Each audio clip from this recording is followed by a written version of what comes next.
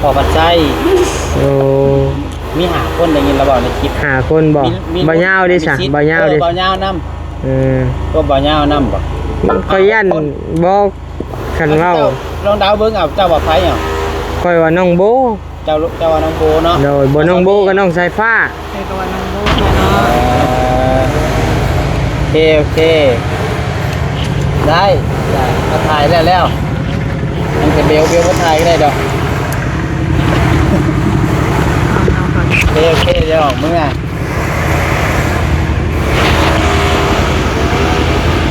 โอ้ยลืมดูเลยดู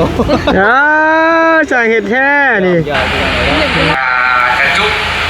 เอาไปแป้งรถอีหม้อให้นิ้วกระจุกแป้งรถอีหม้อสำลักก็จะแตกนึงก้อนนี้เป็นของไปฟังดูไปเลยบอกว่าเดี๋ยวจุ๊บแล้วเสี่ยวเอ้ยเนาะแนวคันใหม่สิได้คันใหม่มาแล้วนี่นะหักแห้งบ่นี่ฮะหักบ่นี่หักแห้งแล้ว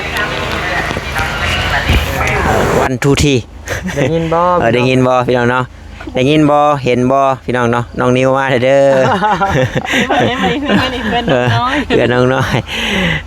พอหยอกว่าหัวกันเด้อพี่น้องเด้อเนาะเมื่อวานนี่ก็สิมาอยู่พี่น้องเนาะเพิ่นแฮงว่าเบาต้าแก้โตให้เบาลี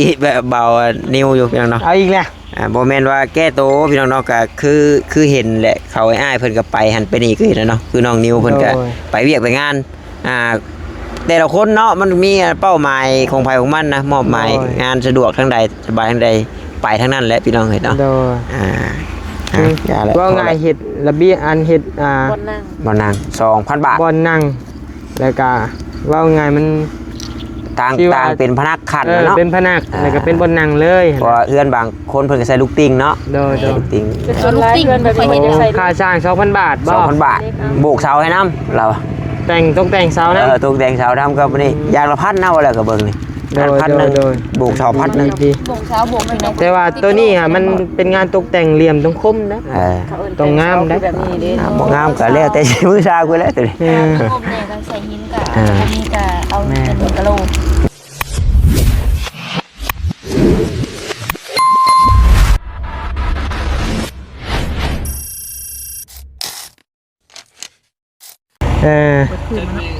ว่าเรื่องซาเบลพี่น้องเลยเนาะ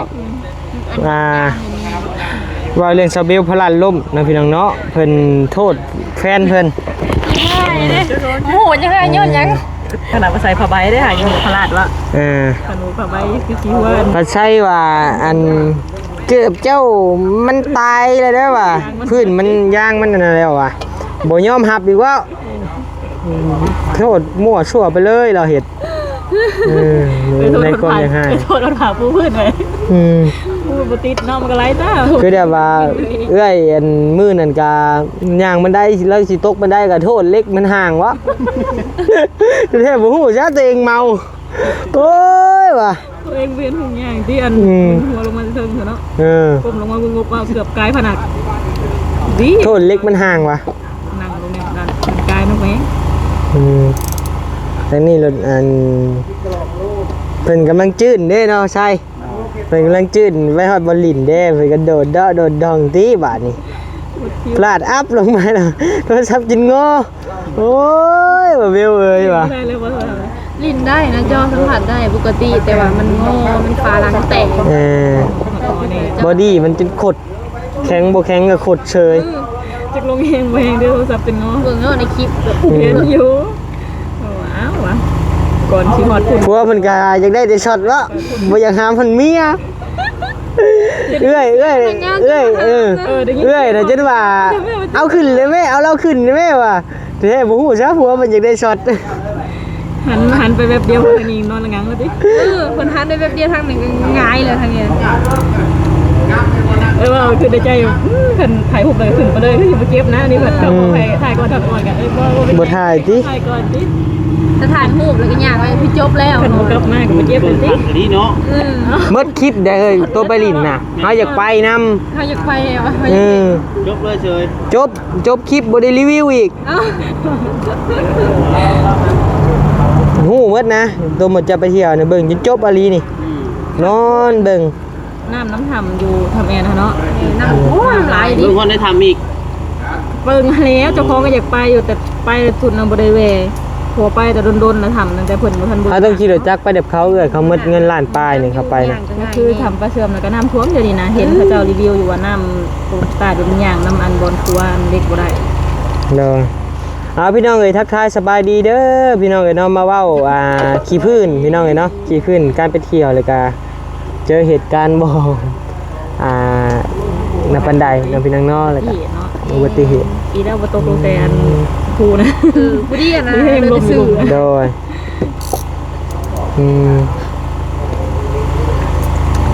แกงน้ำหวานบ่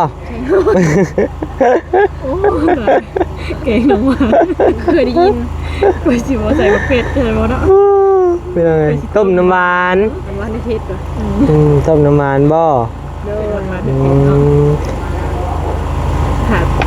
คันว่าอะไรก็ต้ม สปอนเซอร์ซื้ออันกะทิกับน้ำตาลแล้วก็ตากบตาเขียดเด้อ ช่วงนี้ย่อมได้เป็นสปอนเซอร์บ่ไหวเด้อช่วงนี้เด้อย่อมแหละบานิวพี่น้อง สป เอ้ อย นเซอร์ ตะกี้นี่สิได้อยู่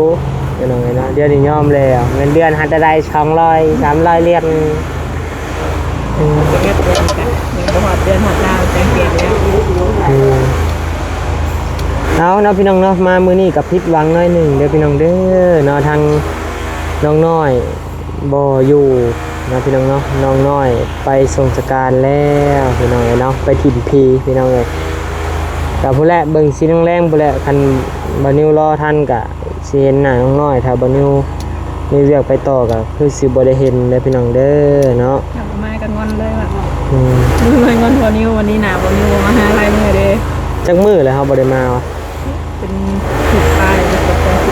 เกือบ2ทิศเนาะ ตั้งแต่วันเกิดอยู่ แม่นแหละเรื่องเลย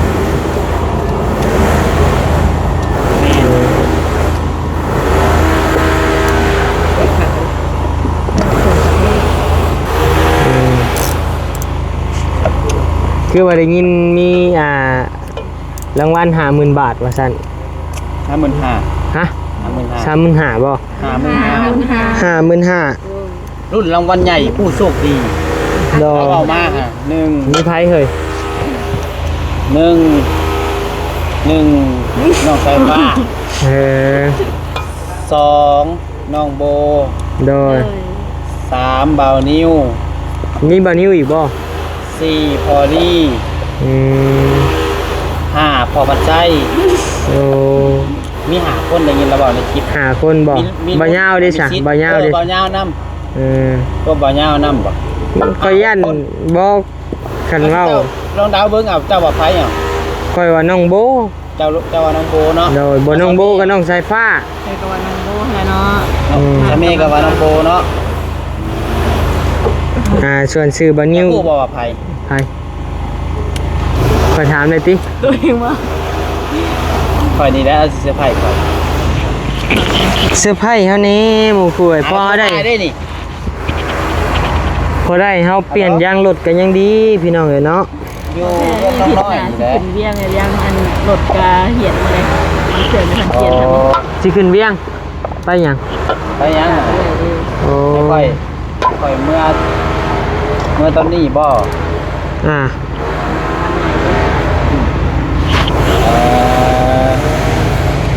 โอเคได้มาถ่ายแล้วมันจะเบลมาถ่ายก็ได้ดอกโอเคเดี๋ยวออกเมื่อ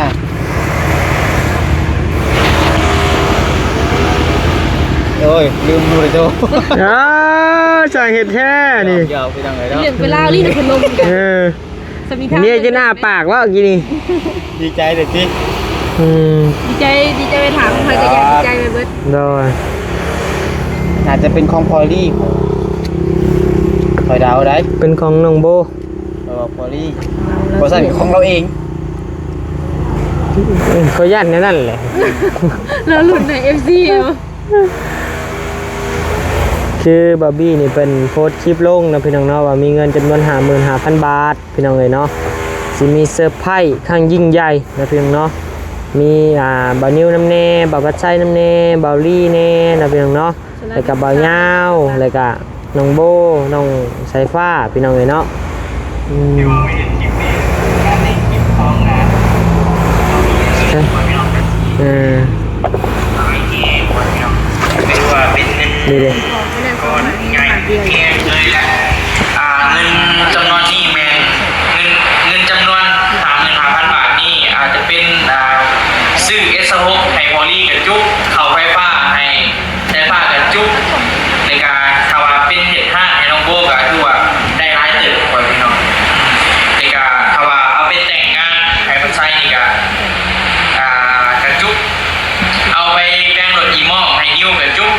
ถอีมอก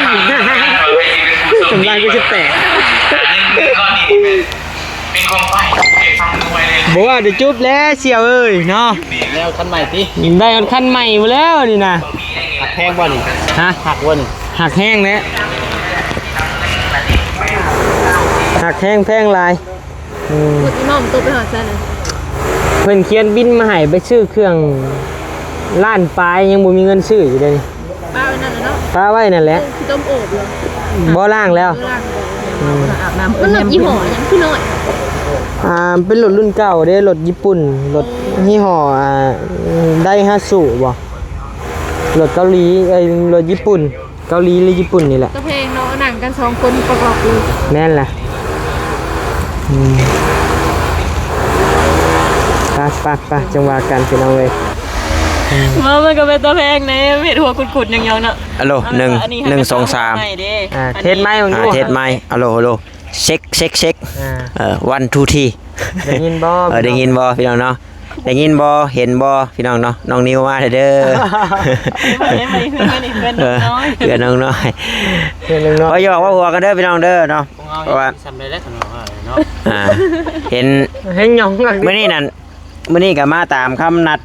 เนาะทางน้องนิวเพิ่นก็ได้ หัวมันยอง โดย ตั้งเมื่อวานนี่ก็ว่าสิมาอยู่พี่น้องเนาะเพิ่นแฮงว่าเบาต้าแก้โตให้เบาลีเบานิวอยู่พี่น้องเนาะ เอาอีกแล้ว บ่แม่นว่าแก้โตพี่น้องเนาะก็คือเห็นแหละเขาอ้ายเพิ่นก็ไปหันไปนี่คือเห็นแล้วเนาะคือน้องนิวเพิ่นก็ไปเวียกไปงานแต่ละคนเนาะมันมีเป้าหมายของไผของมันนะมอบหมายงานสะดวกทางใดสบายทางใดไปทางนั้นแหละพี่น้องเห็นเนาะ โดย อย่าแหละพอแหละเท่านี้แหละโอ้ ชื่อ ตัว ที่มาแก้ตัวอีก ว่าอย่างก็บ่เชื่อได้จำคนเฮาบ่เชื่อ ว้าวแก้ตัวแก้เสื้อใส่กันเลย โอ้ จักยกช่องยก เนาะ คือว่า บัดนี้ FC น้องน้อยนี่ก็ผู้ที่เพิ่นเข้าใจก็เริ่มมีหลายแล้ว แต่ว่าผู้ที่บ่เข้าใจก็ปรับปรามเนาะบ่นิวแน่น้องเบลแน่บ่พัดชัยแน่พี่น้องเอ้ยเนาะ คือผู้เพิ่นอยากเบิ่งอยากเบิ่งอีหลีนะเบิ่งนี่แบบว่าแบบถามแบบโอ้ยคือเมื่อวานนี่เบาต้าก็บอกได้ในคลิปว่าน้องเพิ่นน่ะญาติพี่น้องเสียหรือว่ามีคนในบ้านน่ะเสียน้องเพิ่นก็ไปแต่ยังว่าลืมน้องน้อยแล้วไม่ไปโอ้ยเพิ่นยากเวียกยากงานอยู่กะใช่มามันก็ให้เกียรติเพิ่นดีกว่าเนาะยามเวียกยามงานก็ให้น้องก็ไปเวียกไปงานแน่บอกบ่มามื้อเดียวสิว่าลืมแล้วว่าอยู่ บ้านกันเมือง ไอ้ว่า บ้านน้ำเมืองเพิ่นป้า คือมื้อนี้แหละฮะจำสิบ่ให้น้องแล้วเมื่อมันก็กระโพด มันอย่าตีพี่น้อง ญาติเพิ่นเด้บัดเสียมื้อเดียวเนาะบัดนี้คือว่าเฮามาหลายเทื่อได้แม่นบ่อันนั้นมื้อเดียวครั้งเดียวนะ เว้าก็คือตอนที่ ลุง บ่ตาเสียกันจน 4-5 มื้อบ่กะ แม่น ทำงานเพิ่นจน มัน น้องนี่ก็เต็กแล้วมันก็เข้าใจพี่น้องเนาะตัวนี้นะอย่างน้อยว่าจะมวยน้องคนเมื่อก็อยากได้แต่ยอดวิวฉันญาติกับเสียกูให้เขาเมื่อเอาอีกพี่น้อง มันมีดอกเนี่ยเป็นไปเป็นมา แหละยาดอกพี่น้องเอ้ยเบิ่งให้เลยก็พอ เบิ่งคลิปให้ได้เด้อพี่น้อง ว่าคือสะพอดนี่เนี่ยว่าดราม่าของเจ้าว่าคือเงินของข่อยว่าจ้ะแม่นของเราได้ดราม่ามาก แต่ว่าเป็นไปเป็นมากก็บ่อยากให้ดราม่า เอาแนวมาเลยเนาะ เนาะ บ่ได้ม่วนได้อ่านดราม่าพี่น้องเอ้ยแต่ว่าเพิ่นย่องนี่ป้อยิ้มจนเขียวแห้งว่าตาโอ้ยก็จักน้อยน้องเพิ่นก็ออกมาแล้ว เมื่อใดข่อยบ่มาเพิ่นถามหาซะแม่บ่มาหาน้องเพิ่นก็มาเพิ่นถามหาเด้ เป็นว่าสาวเมย์หนีเที่ยว ฮะ สาวเมย์หนีเที่ยว มีเที่ยวใช่อยู่บนมื้อ หนีเที่ยวแล้ว ลูกงอนดีกว่าลูกเบียกอยู่น้ำลูกก็เบียกอยู่น้ำอีกได้อยู่เอากับเถาหาแต่มาเถาอ่ะเถาเลี้ยงนี่แหละ กับมันเกิดจักใดๆนะว่าติดขังติดเนเลย โดย แบบบ่อยากมานํเลยนะทำ ลูกสาว บ่ บ่ เฮาอยู่แต่แบบเห็นเฮาระยะแต่บ่ได้อยากอยู่นำ เมื่อนี่ก็ว่าสิกอดลูกสาวแพ้ลูกสาวก็คักเลยว้าย คันนี้มันติ โต้ย พูดออกยาก เชิญเลยอะ มันน่ะก็ ลมกันถ่านี่เด้อเดี๋ยวเอานี่ก่อน ลมกันท่าซะพี่น้องเอ้ย คนมีลูกแต่ลูกบ่ติดแม่เลยเซินว่านี่ก็เป็นว่าวันนั้นไปดีได้ตลอดเนี่ยเนาะเพิ่น ก็ บ่ค่อยติด อีแจ้ง FC เพิ่มเติมอีกพี่น้องเนาะเรื่องเฮือนน้องน้อยนั่นทางอ้ายเพิ่นสิรับเฮ็ดระเบียงนั่งให้นี่พี่น้องเนาะพอได้นั่งระเบียง ตัวข้าง เล็ก ตัว ใส่ ข้าง ตังค์ทาง บ่มันก็คือเขาเจ้ามักเฮ็ดน้ำพุงหมอเด้ ก็นั่นแหละแล้วสิบ่ใส่บ่เล็กเกินอย่าง บ่ นั้น มีติบ่ อะไรสิเฮ็ดไปคือแบบคืออยู่โรงเรียนนะ แบบนั้นแหละ เอาขนมมา นั่งกาย โอ้ย ขอบใจเด้อเขาจะรำไปด้วยแต่น้อง โอ้ ใช่แล้ว บ่มันคนละแบบเด้นี่เนาะ แต่แล้วมันก็สิเป็น อ่านบ่มีเท่านี้นะ อ่ะยังว่าเรื่องยังไง นี่เพิ่นเฮ็ดอันนี้นะให้น้องน้อยห้องนั่นนะ ก็ต้องระวังนั่นแหละอย่าไปอย่าเพ้อไว้ไงก็อืมว่าง่ายเห็ดระเบียงอันเห็ดคนนั่ง บ่นาง 2,000 บาท บอลนั่งแล้วก็ว่าง่ายมัน ต่าง ที่ว่า เป็นพนักขัน เออ เนาะ เป็นพนักแล้วก็เป็นบอลนั่งเลย เพราะว่าเอื้อนบางคนเพิ่นก็ใส่ลูกติ่งเนาะ โดย ลูกติ่ง เป็นคนร้ายเพื่อนแบบนี้จะใส่ ค่าจ้าง 2,000 บาทบ่ 2,000 บาทโบกเสาให้น้ำเรา แต่งต้องแต่งเสานะ ตกแต่งเสาทำกับนี่อย่างละพันเนาะแล้วก็เบิ่งนี่ โดย พันหนึง โดย โบกเสาพันหนึง ดี บ่งเช้าบ่งไปใน แต่ว่าตัวนี้อ่ะมันเป็นงานตกแต่งเหลี่ยมต้องคมนะ ต้องงามนะ แบบนี้ดิ บ่งามก็แล้วแต่มือซากูแล้วตัวนี้ เออ งมเนี่ยก็ใส่หินกับนี่ก็เอาเป็นกะโหลก อืม บกโลกอ่ะ หินน่ะหินน่ะในพัดตกแต่งเสาเฮาหินธรรมดาก็ได้เลือกใช้แต่ก็เอามาพ่นสีเอาไป อืม หินน่ะ เก็บเอาติ สำงบเขามีได้ครับบอกเอาหินเกากะโลก็ได้เดี๋ยวเพื่อนในเมฆน้อยเมฆ